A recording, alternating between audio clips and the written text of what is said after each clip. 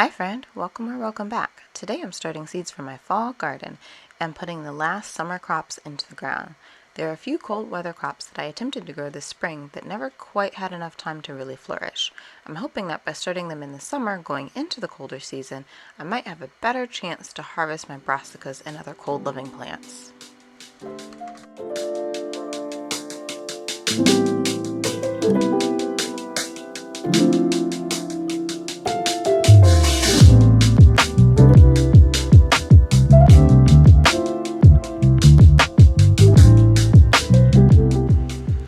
Before I can really get any seeds started, the first thing I have to do is figure out what to do with the seedlings that I had left over from the summer.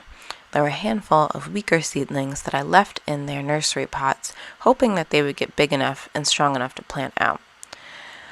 I have, I think, about 6 pepper plants and 1 tomato plant that have yet to be planted into a growing container or somewhere in the ground. I decided to take the first couple of these plants and fill them in spots in the green stalk where either there weren't any plants or where something had already finished and died. So you'll see I'm plugging in a couple peppers here.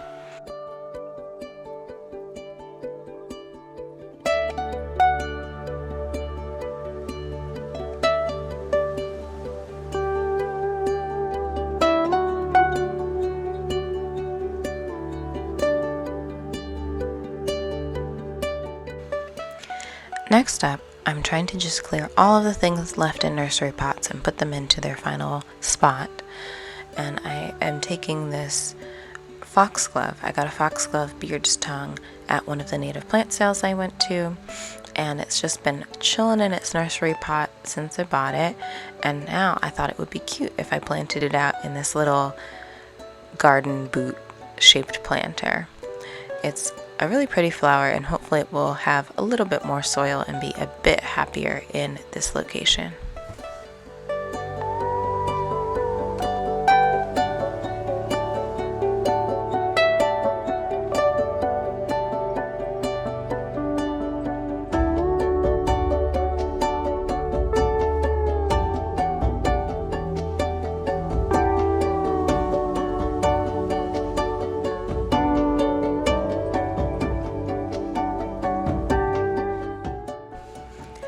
Up next, I'm going to be taking these 2 bell pepper plants and putting them in this terracotta container. I had great success last year with growing my bell peppers in containers. I find that they're plants that are happy in a smaller space. They don't grow too wide or big, although the ones I planted last year really did not set any fruit during the summer. And I was able to overwinter them because they were in a pot. I brought them in the house, and then the next summer I planted them out in the garden bed, and those are the ones that have been producing the most bell peppers for me recently. Adding a little bit of organic compost to the container, and we will get these plants set and on their way.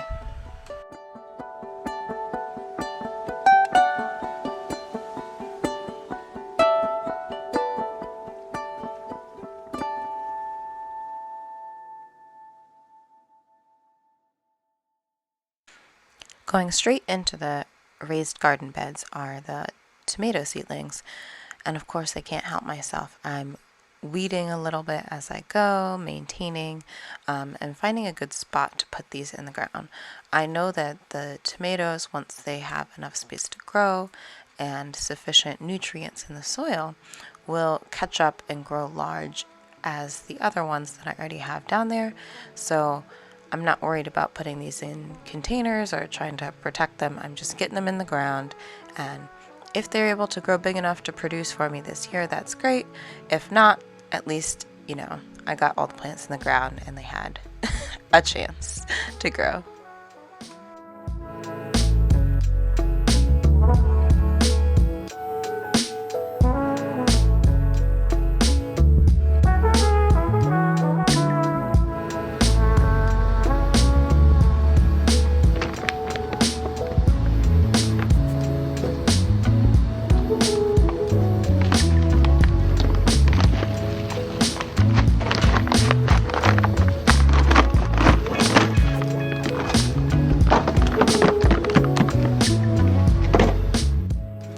Up next, I'm getting all of my seedling trays and soil ready for planting. I decided that for this fall planting, I wasn't going to go out and buy a bunch of soil and seeds and new containers, but I was really just going to try and use the things that I already had.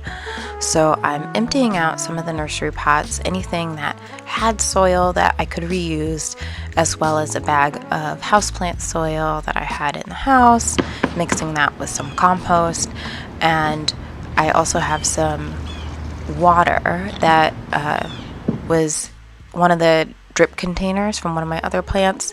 So I wanted to save that rainwater and use that to water my plants because it had all the nutrients from the compost from the other plant it dripped off of. So just really trying to make use of whatever I have on hand to make the best possible soil blend to start the seeds out so that I can make sure that they've got nutrition to get started and growing, because these will probably be in their seedling trays for at least a few weeks to maybe a month and a half, depending on how long it takes for the weather outside to cool down. Because I'm planting brassicas and other cold living plants, I am likely going to keep them indoors for the first few weeks because I don't want the heat of the summer to stress out the seedlings before they're ready to go in the ground. First up, I've got some Brussels sprouts.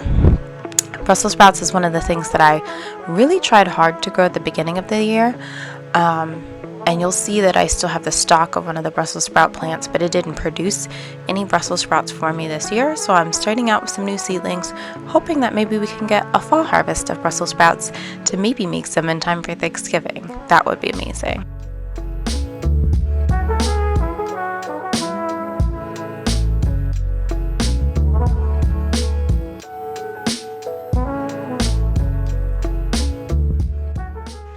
Because the soil's already pre-moistened, because I used the rainwater when I was creating my soil mix, putting these seeds in is super easy. Just making a hole in each cell, adding 2 or 3 seeds.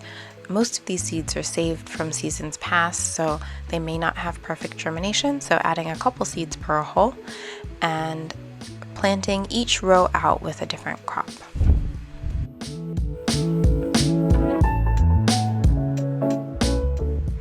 From right to left, I've planted broccoli, arugula, Swiss chard, cauliflower, bok choy, and Brussels sprouts. Really excited to see what these crops are going to do. Within just a couple days, I'm already seeing great germination from my seeds. You can see broccoli, arugula, Swiss chard. I don't remember what the last couple of ones are. I know that Brussels sprouts are on the end, but we've got some seedlings starting to sprout in each cell.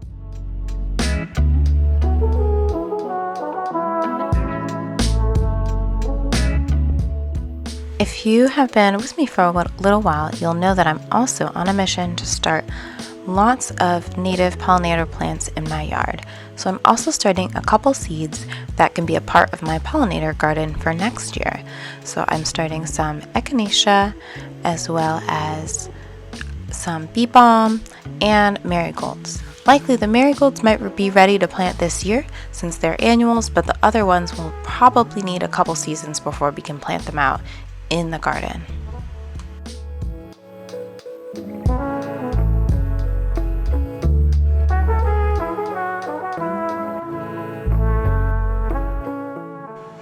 Up next, I'm labeling my plant pots. This is especially important for the flowers that I'm going to leave outside to germinate, because as they get rained on, it'll be harder and harder to tell what they were intended to be. I have planted some echinacea, marigolds, and it looks like milkweed as well. Milkweed is super important, especially for monarch butterflies. If you didn't get a chance to see my video on pollinator plants, I will link that in the description below.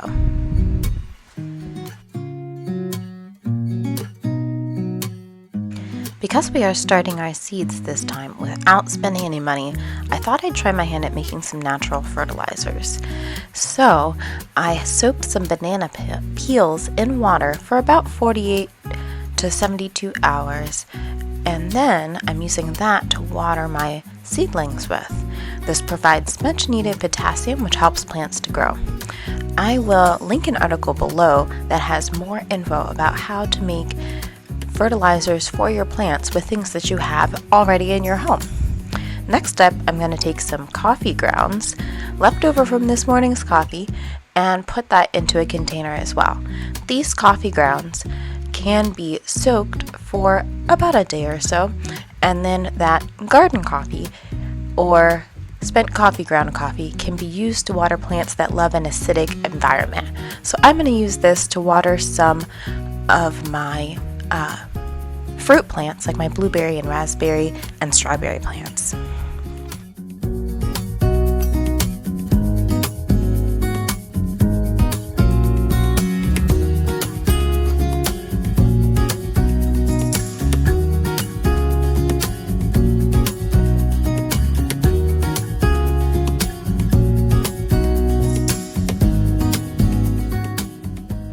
Thanks so much for spending time with me today in the garden. I hope that this inspires you to get outside and enjoy your garden. You really don't need to spend a lot of money in order to have a great harvest. You can simply reuse and repurpose items already in your home. I'm headed back outside to play in the dirt with my little one. Until next time, let's keep this conversation going in the comments. Are you planning to grow any fall crops? And if so, what are you growing? I will link my gardening playlist and my July garden tour in the description for you to watch until my next upload. See you in the next one, friend. Bye!